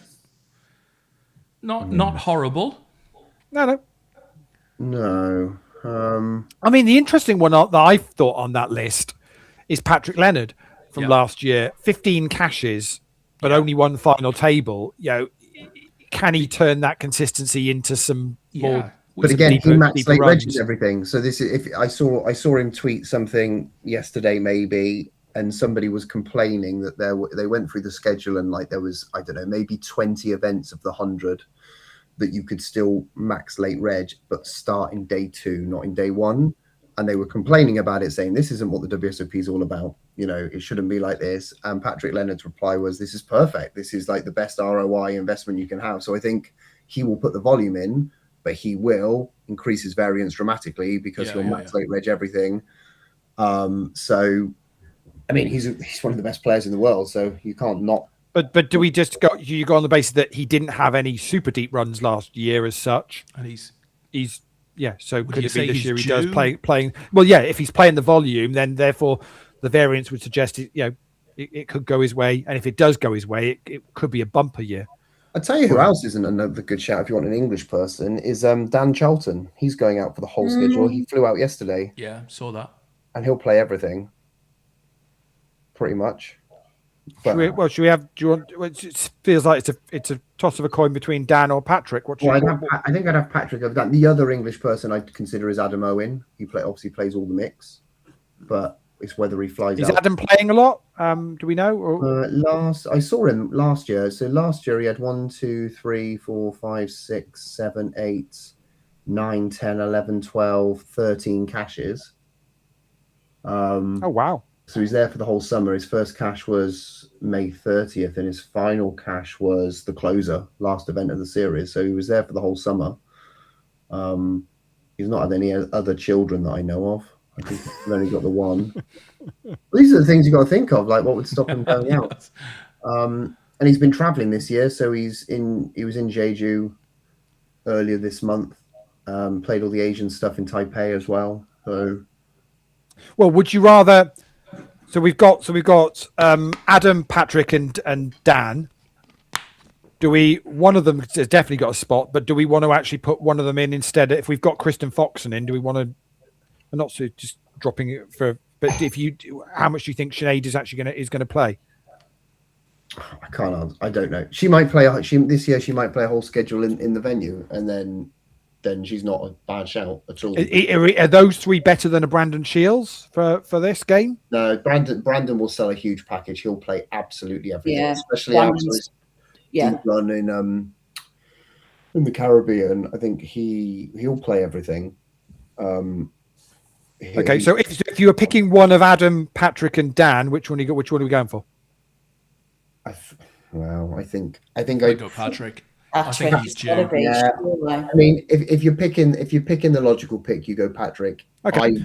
I would pick, if it was my team and I was trying to go against the grain, I think I'd take Adam as a sleeper. So if we're picking Patrick, then do we want to pick Adam or Dan ahead of any of the others? I can't even remember who's in it now. So Thomas Taylor, Sean Deeb, Benny Glazer, Ishmael Bojan, Josh Aria, Yuki Zhu, Kristen Foxon, Sinead Davenport, and Brandon Shields. Do you want Adam or Dan in ahead of any of those? I think I'd put Adam in ahead of Josh Aria, maybe. But we are still just very nervous about how much volume Sinead's going to put in at the WSOP as opposed to offsite, right? Well, do you want to? Okay, so do we pick Adam or Dan instead of Sinead? Yeah. I haven't seen Sinead's package. Have you, Dan? No, she's just said she's got a package, but it doesn't say what it is. And I'm trying to find last year's because I know I'm just trying to double check. Am I having recency bias because she won or went super deep at the Nugget, didn't she, for a big score? And am I having recency bias because that's the only score I saw? But did she actually put volume in across the board, and that was her outlier, or was it more? I remember her playing. I remember following her stories. So she's a friend of mine. I remember seeing a lot of different casinos. Right. So let's put one of the other two in. So Adam or Dan? I'd put Adam over Dan personally, but let's do that then. Adam Owen, friend of the show, so that works for me. Amazing, done. And we'll drop Sinead. I mean, that got a lot more complex in its thought process than I thought it was going to. But good, because it's interesting because it's how you've got to think about this is to try to put your team together. If you want to get in from the start, you really need to get this done by sort of tomorrow, because I think Tuesday the first events start in Vegas, so you've got the bank holiday Monday to get involved in this. Head over to the Facebook group over on Facebook, obviously, and all the details are on there. It's all done via a Google Doc, so you can just drop down and select your 10 players and then ship them £10 per entry, and they will get you involved in that. We've got our team. I will get that locked and loaded tomorrow for us, and we'll see how we get on against everybody else. And I've just now got. I feel like I want to run my actual team past Dan to see what he thinks, because I still haven't even put my team in. I'm going to probably pick it on the fly. I haven't done mine either. And sort it out when I'm there. But you can enter late if you want to. But obviously, just remember that you'll start scoring points from Tuesday. There is a little window where you can make substitutions if your player hasn't accumulated points. There is a rule to it. The employees event isn't the first event now, is it? No, there's an event. There's an opening event before the employees event now. Well, that's annoying. I was going to think about it while I was playing, because I thought, well, look, I know it hadn't started, but all right, I'll figure it out. I'll sort something. Do it on the plane. That's a good use of your. Don't take your sleep shot on the way out. No, but I've got about 3 books I need to finish, so I'm hoping I'll get some of those boxed off. It's one of those Deses or not? No. No. Are you going to be pulling the piss out of my book all summer? Oh, absolutely. Now I know about it. Yeah. I mean, oh, come on. I won't put you in the advanced reader group then. Sorry. That's what you really, but that's send me what the you link, really Des? wanted, though, Des. I mean, you didn't put it out there like that on the Fantasy WSOP site for it not to be picked up, and all promotion's good promotion, isn't it? I'm going to get I smashed am all summer. 100% going to purchase this book, and I'm 100% going to ask Des to sign it. When is it available, Des? When can we End of actually June. get hold of a copy? End of June. End of June. End of June. You'll post a link, right, of where is it going on Oh. Amazon Books? It'll be on Amazon. It will. It will. It's already there. It's on a pre-order on Amazon on the Kindle. I'm going to pre-order it then. I'm going to do that. Paperback. End of June. Oh, joyful. Des Duffy, author. I do like I'm it. so proud of you, Des. Congratulations. Like a good hardback, though. You're bringing it out in hardback. Love a good hardback. No Oh. hardback. I'm not sure That's a shame. my audience will stretch to whatever hardback is these days. They're clunky, quite and you need a paperback. Goes in your bag. Take it on a plane. Yeah. Get on the beach. Yeah, paperback all the way. Aren't None of those this things Kindle business. expensive these days, though? What is? $7.99 is kind of the minimum that you can sell a hardback for on Amazon. WH Smith's 2 for buy one get one half price at the airports is a good investment. It's not WH Smith's anymore, though, is it? Travel. Oh no, They it's a good point. they renamed it, didn't they? I like World. Is it World of Books Got where you can get secondhand books? I think I picked up about 12 Terry Pratchett books because I've started rereading those that I haven't read since I was a kid. Yeah. And I picked up 12 for like £14 or something. They're all in good nick. I have to tell you, I don't buy books now. Everything is audio books. Oh no, I love No, a I good can't listen to an Just audio love it. book. It doesn't go in in.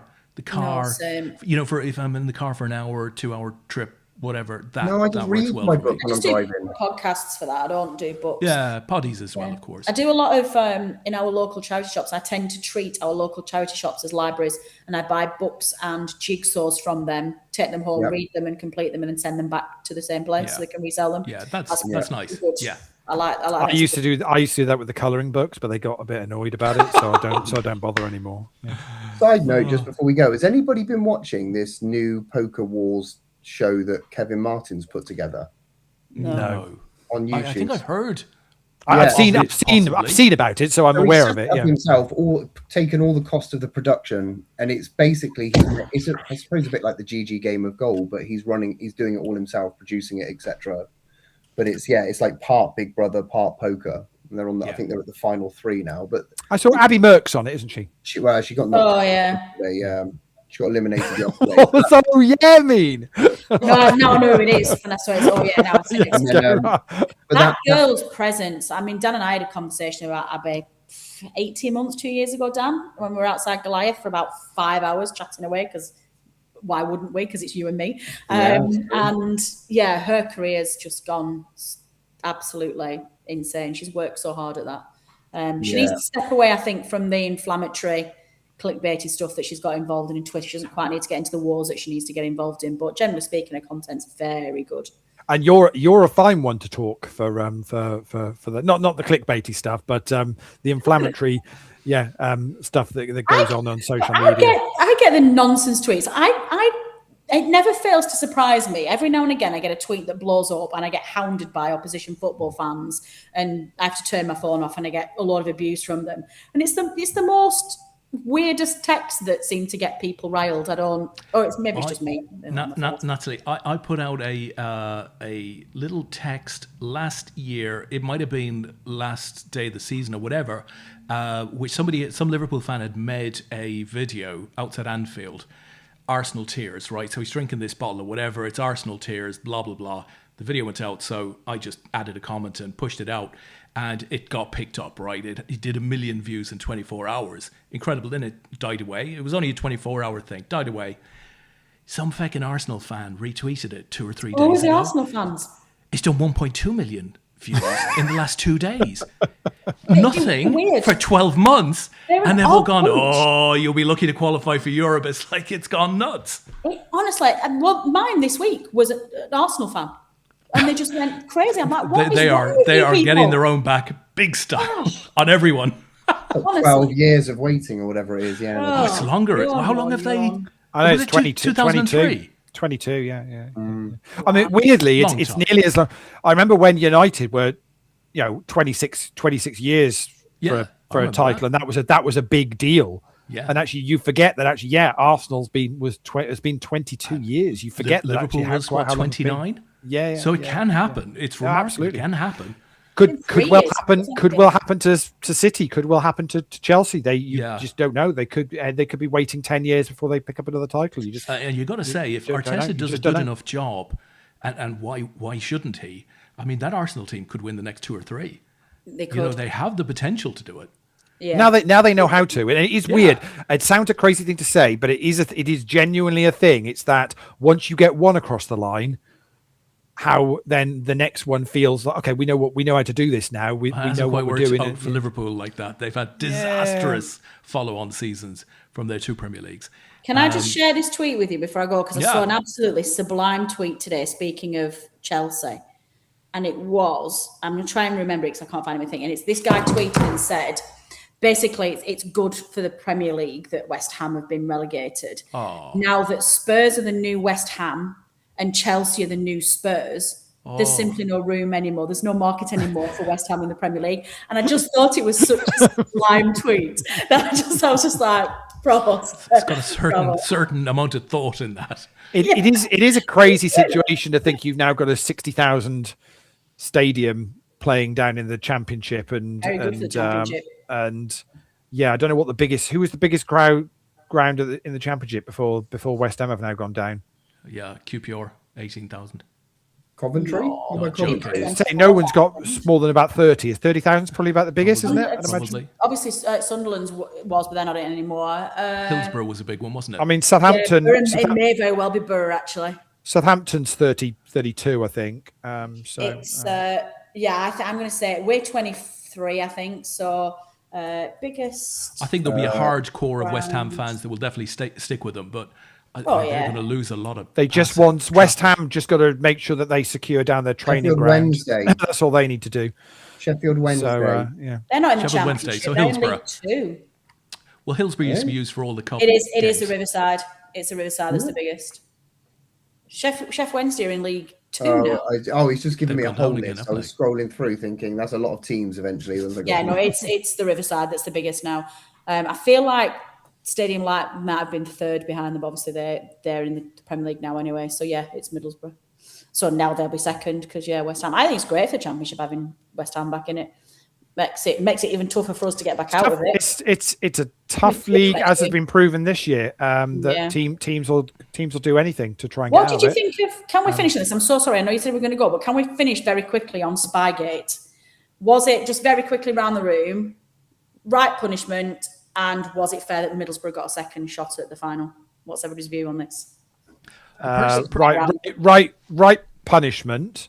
Yes, I agree. I personally would have just promoted Hull direct. I wouldn't have given Borough a second chance. I think that was a wrong decision. But I understand why they did it, because they wanted to have their final. But I don't think Borough were necessarily the victims in this, and there are other victims of what went on that have not gained any or got any recompense for what happened, whether they possibly could, because you can't unwind the whole thing. But I did think the right decision would have been right punishment. They shouldn't have been, they shouldn't have been allowed to carry on in it. But I did find it a bit strange that Borough got another chance. Would you have just promoted Hull straight away? Yep. Yeah, I would have too. That's what I would have done. I'd have gone slightly different on that. I'm not sure it was the right punishment personally, but super impressed with the EFL for actually having the balls to do it. Me too. When you look at the Premier League and their lack of ability to make big decisions, super impressed with that. The Middlesbrough thing, because the actual crime, if you like, was one team trying to get an advantage over another through spying, whether they did or not. And frankly, I mean, how much advantage could you have gotten? But in any event, because that was the crime, arguably Borough were disadvantaged, and that is probably why they were given the second chance. So I'm taking a slightly different view. But they weren't. What's weird with it, though, Des, with that is the punishment for them committing that crime in the playoffs, because that's treated as a separate competition, is that Southampton got expelled from the chance to get in that, and Borough were allowed back in. for the punishment for what they did against Oxford and Ipswich. And weirdly, the 3 games that they actually have got done for, they didn't win any of them. Did they do the same for those games? Yeah, so the Oxford game that they lost and the Ipswich game which they drew, the punishment for that has effectively been a 4-point deduction for next season. That's the bit that doesn't quite stack up from a, that just doesn't feel like it's completely the right thing. And it's something I mentioned on the show last week, which it opens up a whole another can of worms with it, which is if the person that they found doing this spying hadn't have been a member of staff, and I'm assuming that, they're a bona fide member of staff and on the board. If it hadn't and it had been a third party, what could the league have done? It would have been completely different, I imagine. So different. Yeah. What's to stop? And it sounds like the Saints coach or whoever's decided to go ahead and do this didn't think it was a big thing. Didn't think it was an issue.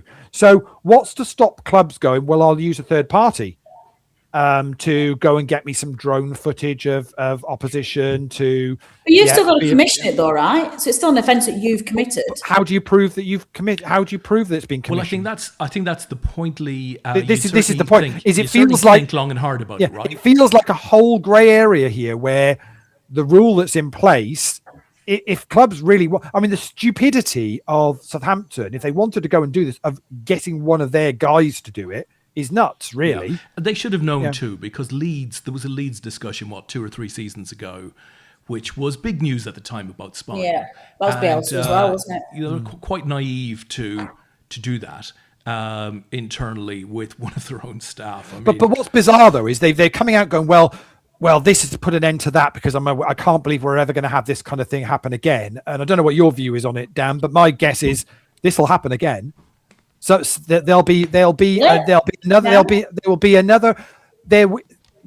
is always going to be an opportunity to gather information covertly on the opposition because there's too much money at stake. Yeah. So one way or another, the Middlesbrough one's a perfect example. Their training ground is right next to the golf club. And as Chris Bean said on the show last week, he might message me, but he said, well, Middlesbrough own the golf club. I said, yeah, but anyone could walk in there and be stood there by that tree taking that video. It's only because the guy got caught. There's going to be people out there that can do it far more covertly and under the radar than he wasn't exactly very good at it as a spy, was he? Really? He was stood by a tree with a mobile phone. I mean, really? It's no different to any other rule break, right? In that. And now a clear message has been sent. So ultimately, if you want to break the rules, people will. They'll find a way. Convinced this kind of stuff probably goes on far more regularly in some form or another than anybody even realizes. It'll be, I know somebody so-and-so that works in the canteen at this football club but couldn't give a shit about the football club and knows this and knows that or whatever, and they sell that information to whatever. I don't doubt for 1 second that it happens, especially down in the lower leagues as well. I think, like you talk about the money for obviously Championship to Premiership, which is massive. But even you think down to like National League, like the money from getting out of the National League into the football leagues for those clubs is astronomical. This stuff happens all the time, and it just isn't publicized because it's not as high ticket for the news, and this happens all the time. I mean, I just think it's good that it's been called out. I think it's good that somebody's been put on a pedestal and there's punishments, but I think they need to probably take a step back and look across the whole. I think the bigger issue moving forward is going to be the real-time analysis. How close are we getting within a live sporting event of AI being able to analyze what's happening on the pitch in real time and be feeding back information to players or the touchline, and then being able to instantly, make addition and how that gets monitored and dealt with. That. Yeah, no issues with that. It's just data. But then that comes down to then some clubs are going to be able to fund quicker. It and do it and turn it around quicker. The football league's not fair.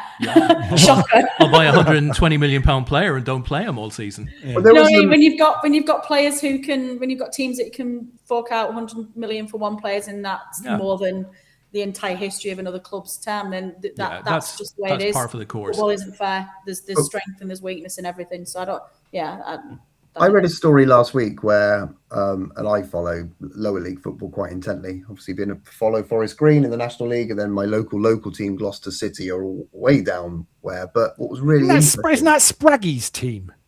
Well, Spraggy also follows them, yeah. But I used to play for them when I was a kid, so like I've always followed Gloucester City growing up because I lived 10 minutes from the stadium. Anywho, in one obviously once you get that low in the pyramid, you've kind of got like regional divisions, right? And they're all coming up. But there was a couple of teams in the playoffs that basically got to the playoff final, and because of the time of the season, when it got to the naming the team sheet for the final, there was like 3 players from their squad on that team sheet, and the rest of them were brought in as, you know, other higher tiered footballing teams that were out to finish for the season. They just brought in a whole bunch of like, that's outrageous. Well, they're not trilees, but you know, at the end of the season because they're all on like 1 year playing contracts, so they get to this final and they look at the team sheet and there's like 8 players from 2 divisions above just signing for the one game. I'm surprised that they can do that. I mean, even with the kids, I see our local under-13 lads got to a final, but there's a clear rule in place with regards to who you can have in the squad for the final, and that wouldn't have been allowed at under-13 level. Yeah, well, this is what they did, and it's all been. I'm trying to think which team it was now. I'm trying to think where it was, but there was a big hoo-ha where they got to the final. None of their regulars got a shoe in. Desperately unfair. Yeah, and then they won promotion, and then obviously all those trilees or whatever you want to call them, loanies, just go back to their parent clubs, and that team and it's obviously not huge money, but for them it's going to be, you know, massively different. So it's all corrupt, isn't it? The whole lot of it. Yeah. So.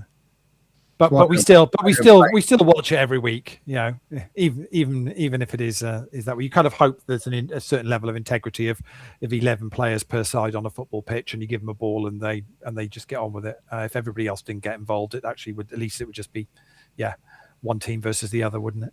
See, this is why I like Forest Green. I just get to go and see Robbie Savage combust every week. Great manager, by the way. I didn't see that coming. He's an incredible coach.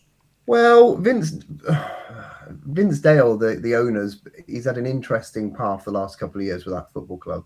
And what he's done to that club is phenomenal. But you know, he brought in some big name managers just for the newspaper column inches. You know, he had who was there? Duncan Ferguson was there for a while, and then Troy Deeney.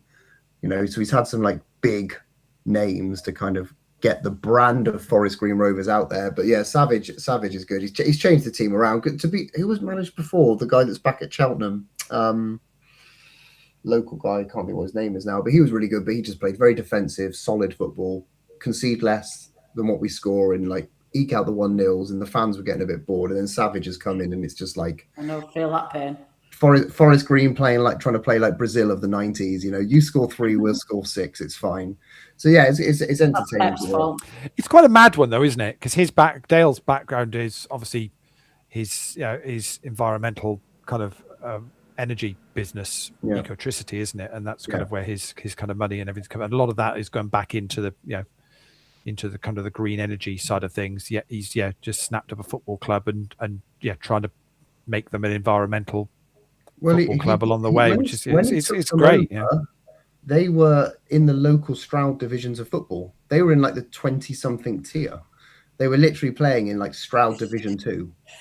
And now they've got as high as League One over the years with all the investment. The big thing for Forest Green will be is if they get this stadium agreed. The council is still fighting it, but he's got this eco stadium he's trying to build just by the motorway, which will help massively, because the biggest problem Forest Green have, even as a National League club, is getting to the stadium is one of the most challenging things, because it is literally on top of a hill in the middle of nowhere, up single track roads, and you're trying to get coaches and footballers and everything else. It's just not, it's not conducive to drive big audiences and so on and so forth. So yeah, if they get that done, I think it'll be interesting. But football needs these stories though. It needs the Wrexhams and I suppose the Salfords before that. And Cottrell, yeah. Ex-Burnley manager. Yeah. Oh my God. I lived through the Cottrell. She just drops in with anything Bristol City. He's like, bang! He's straight into the chat. Straight into the chat with Bristol City legend. Yeah. Oh, I mean, he's been poorly as well as Steve Cottrell, I think, hasn't he? I think it got Simon will tell 6th. us in a minute. I would have. Yeah, I think actually, manager. I think Talk Club did a Bristol City versus Bristol Rovers charity game not that long ago. I saw that pop up on social media as well. So they're still doing good stuff. The one thing I will say, Natalie, about Robbie Savage is I'm not sure he's got the admin side of the job down to a T. There was a report today that our club player of the year, Tommy Knowles, who was listed as a retained player for the end of the season. Oh dear. Then comes out and says, "Oh, he's leaving," because they all thought they'd instigated the contract extension, and nobody had done the paperwork. So they'd literally written this whole article. These players are retained. Tommy Knowles has signed for another 2 years contract extension, and then like 2 days later, sorry, Tommy Knowles is now leaving. We forgot to send the right paperwork. Oh wow. Which I thought was where was Robbie Savage? Was it Macclesfield? Yeah, did Robbie he sell Savage his interest before there? that? Yeah. But Did he own it? Did he owned or had an interest in Macclesfield? Definitely. Yeah. He did, and then Charlie, his son, that was at Man United at the time, came and played for Forest Green when they were in League One or League Two as a loanee, and that's when Robbie fell in love with the club, and that's why he took the job on, and then he basically just gutted Macclesfield. So Lad's not a bad player. Oh, he's great. I've seen him play a number of kind of the academy games for United. Pretty handy midfielder. Yeah. Yeah, he was quality for Forest Green when he played. Like you could tell the caliber was different with him, even at such a young age. Just commanded the midfield. But I think Robbie Savage has now like stolen so many Macclesfield players, and I don't think they're necessarily up to speed for what the National League needs. They're not quite on the pulse, but we'll see. We almost got promoted, lost in the playoffs. So, well, I think we've pretty much therefore covered now. Kind of lower league football right up to the World Cup. I mean, and pretty much everything in between, all in the space of. How's your local under-6 girls team going? All right. Yes. They were champions. So Champion. We did that last week. And Burnley women are now in the championship in WSL 2. The only good thing to come out of our season. We got promoted as champions. So we're now in the Women's Super League 2. So there you go. We've covered women's football as well. What would have been a good season for you, though?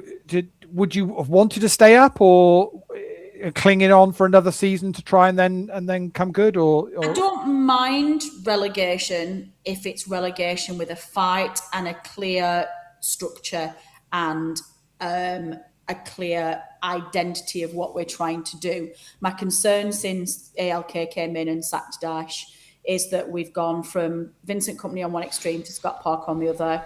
We have had such bizarre. But you are the absolute yo-yo circus. It's now 5 seasons in a row you've either been promoted or relegated. Is that right? It is, but that's a bit unfair considering how long we were in the top flight before that. Yeah. No. But what I'm saying is it the last 5 years have either been a promotion or a relegation?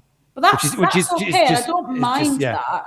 But my concern at the moment is that if you look at this current Burnley side, and it's very much lost the grit and the East Lancashire Burnley that you know and love. So from my perspective, I think the current owners have stripped us of who we are as a club. So I think an entire clear out needs to be done, and we need to get back to the thing I saw in an article the other day, which, and I don't know how true this was, but it reminded me a little bit of United and the Glazers, was I'd read a bit about the amount of interest that you were paying on the debt that they used to buy the club, which is obviously very similar to how the Glazers model of how they bought United model in the first place.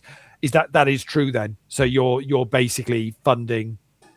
And unfortunately for a club like Burnley, that's really tough to do on the finances. Yeah, United is a bit more of a beast that generates the money to be able to do that, even though that's still like $1 billion, I think they've had out of it in 20 years in dividends and interest. But for a club like Burnley, when I saw that, I was like, wow, I didn't realise quite how much they'd leveraged it to get it in the first place.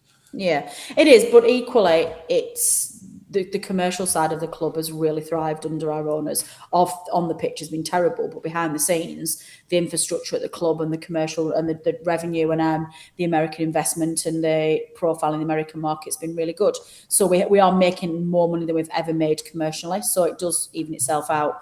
There is a real disconnect between owners and fans at the moment, and I think the owners have got one season left to get our identity back and to get a clear strategy and get it right. Are you still on that board? You still on the kind of the group that discusses between the two? Brilliant, awesome, yeah, cool. So yeah, they've got one season. Apparently, they're concerned about the growing disconnect between club and its fans, and I think with good reason. We'll watch this space then. In that case, watch this space for Burnley. Cool, right, folks. I think we've done it. I think we have covered everything on the agenda, Leigh, or I think it's worked perfect. I told them we'd only be an hour, Des. We've been 2. I think we've got our money's worth. You knew that was going to happen, putting me and Dan on the same show, right? Of course. It's gone quickly, though. It's gone quickly. It's been an excellent near 2 hours, I have to say, no matter the temperature. No matter the temperature. Dan, have a smashing Vegas 10 days. What time are you traveling tomorrow? Is it an early one or? Train at 11:30. I think the flight's bad. at 5. So we land in Vegas at 8 p.m., which is 4 a.m. UK time. So all packed? All packed? No. No, the suitcase is there, to be fair. I've got as far as opening the suitcase. He's got a new hoodie to take with him, though, Des, so he's all right. We will, with his new hoodie, we will let that man back. Where did I put that? I did wear the hat today. I did wear the hat. I was on the allotment. His fishing hat, yeah. Hot, so I wore the hat. All right, we'll let the man back to his packing. Natalie, sorry, quickly, before I wear that, you've got that signed off by WSOP, right? Yes, it's in the process. Yeah, the request is in, and we're waiting for confirmation. But I don't think we're going to have any problems. I think we'll be all right. I think we'll be all right. And please make a final table somewhere. We'd love that very much. But to be honest, we'll take the exposure if you get thrown out somewhere wearing our gear. So to be honest, not bad. It works for us. I mean, it works for us. I mean, that's in fine. fact, if you exit the tournament, if you could then try and get thrown out. I mean, if you can kick off, knock a few tables over as they're escorting for the chips everywhere. That'd be great. Yeah. Oh, brilliant. Natalie, thanking you as always. Disappointed to hear you're not a pro, but clearly you are enjoying your poker at the moment. Good luck in Austria if you choose Austria over Vegas. What a great choice to have. Very lucky. I think that is us, folks. Anything else, Leigh, before we... Yeah, just a quick reminder, draws tomorrow night, DTD 300 plus an APAT Player's Choice, UKPC the following week. And don't forget the Party Poker Pro package the week after that if you want to get involved in that. 2 weeks out from an online, or did I say 2 weeks out? Might be one. No, it is 2 weeks out. 2 weeks out from Sky Poker online championship weekend, 2 weeks time. So if you want to get involved in that, don't forget the satellites every single week. Tomorrow, if you want to get onto the WSOP fantasy competition, get your entry in. Do it tomorrow so you get in time. And don't forget to go over to Poker Raffles if you want to pick your World Cup team. You've got until the day of the first match, but that scarily is now about 17 days away. So you haven't got long, and pick wisely. We've thrown a few suggestions out there tonight. Don't necessarily go for the obvious ones. Pick a little bit different because you might get yourself a bit more money that way. Sweet, what a great way to end. Thanks everyone for joining us. Have a smashing week.